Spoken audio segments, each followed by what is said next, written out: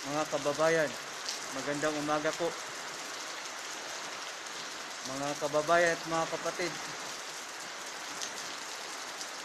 ang oras po ngayon ay alas 4:23 at sa mga oras na ito ay patuloy pa rin ang pananalasa ng bagyong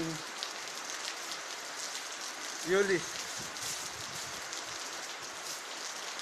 Ang gupit at lakas ng hangin ay nararamdaman pa rin hanggang sa mga oras na ito.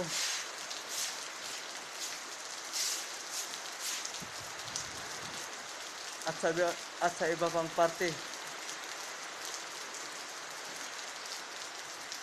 ng Luzon, sapagkat ang target po ng bagyong ito ay ang buong NCR. Tayo po ay patuloy na nakamonitor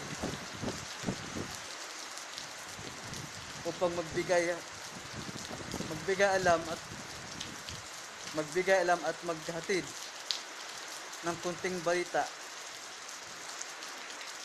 sa ating mga kababayan na ngayon ay nasa kanilang tahanan habang binabayo at patuloy na hinahagupit ng bagyong Ulysses. Mag-ingat po tayong lahat. Salamat po sa inyong panonood.